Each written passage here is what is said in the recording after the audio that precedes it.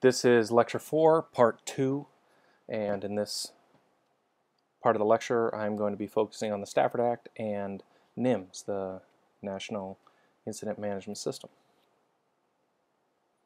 As far as the Stafford Act, it was enacted in 1988 and is named after the late Senator Robert Stafford of Vermont, and it supersedes the Disaster Relief Act of 1974.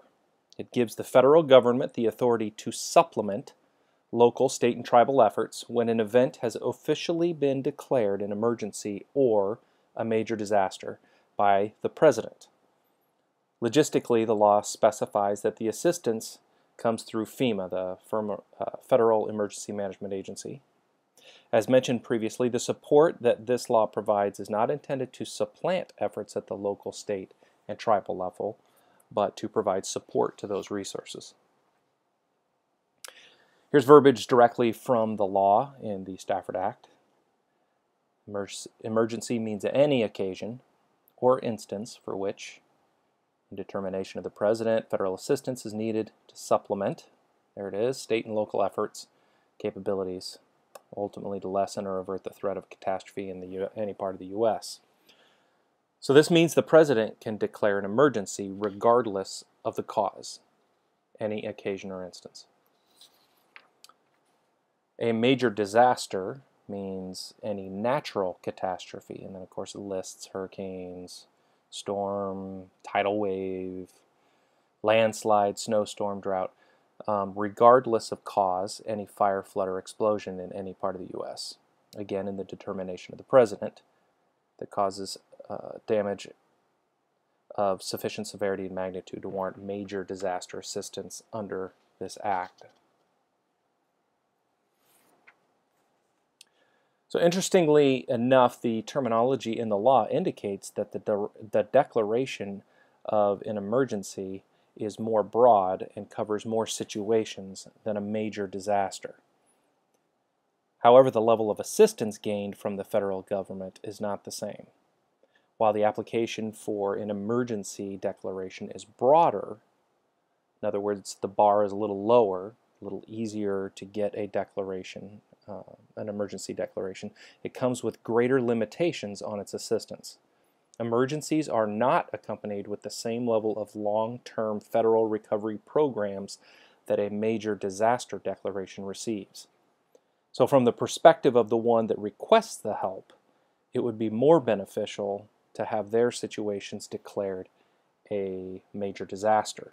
And you can see I've broken out the verbiage from those two laws that points out some of the difference there. Any occasion or instance where federal assistance is needed, as opposed to any natural catastrophe or sufficient severity and magnitude to warrant major disaster assistance. So a little bit higher bar with major disaster. Next, I want to discuss the process of making the declaration, how it happens. So the local government responds to the crisis with local resources, including volunteer and community resources. Once they're overwhelmed, the state responds with their resources, possibly even including the National Guard. When that response has been determined to be insufficient, damage assessments take place at all levels,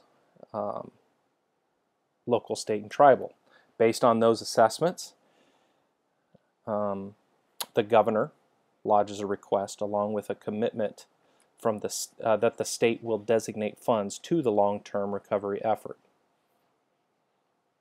And then FEMA evaluates that request and forwards it to the White House with a recommendation of their own, and then the President ultimately approves or denies the request. So here, the process again, local government gets there, it's too big, state tries to help, it's too big, they try to put together an assessment to figure out how bad is this. The governor, as pictured here, makes the request to FEMA. FEMA evaluates it, sends it to the President. President approves or denies.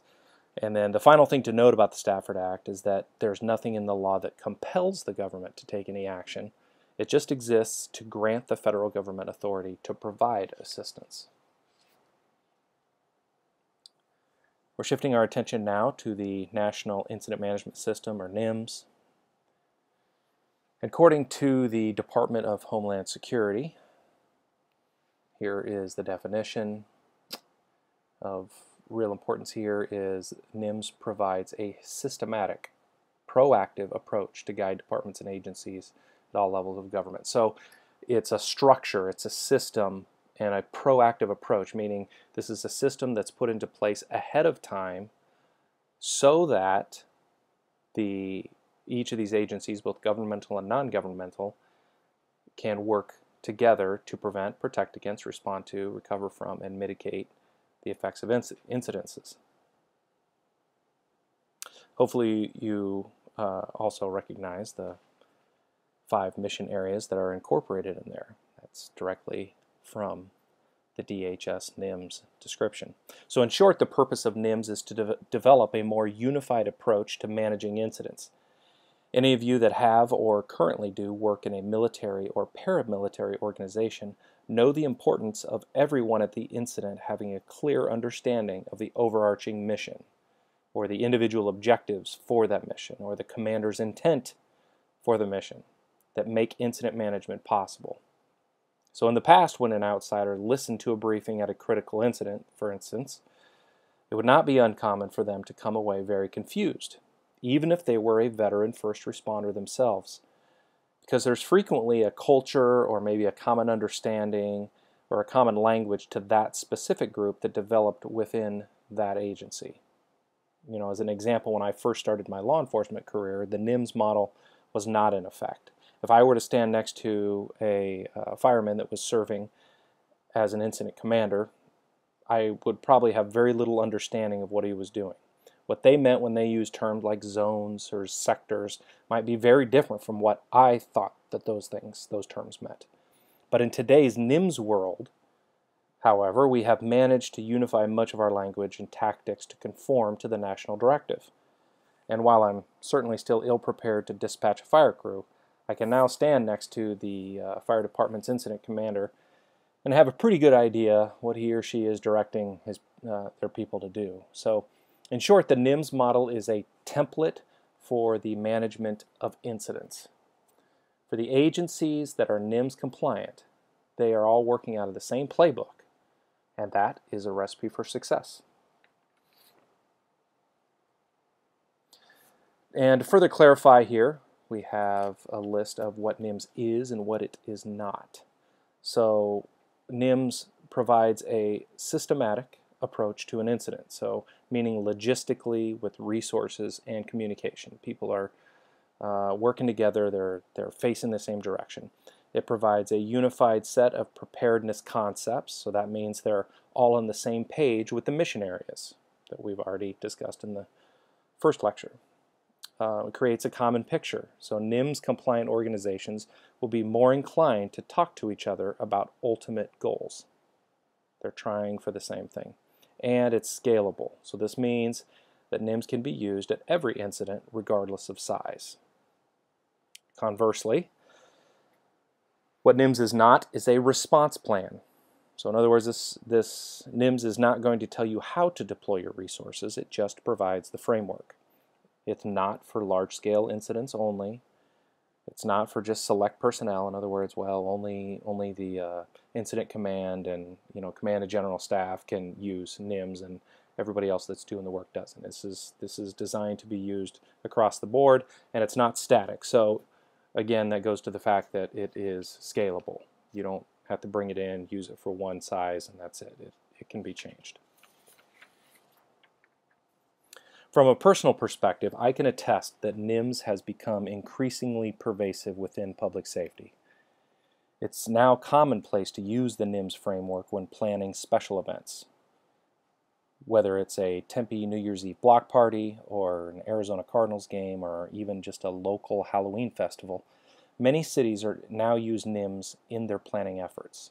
This streamlines efforts within cities among various departments, such as Parks and Rec, Police Department, Fire Department, Streets Department, and even City Management.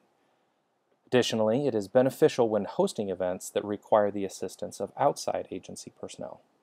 So the forms are standardized, the incident command structure is standardized, the language is standardized, and that is a huge leap forward from a not too distant past.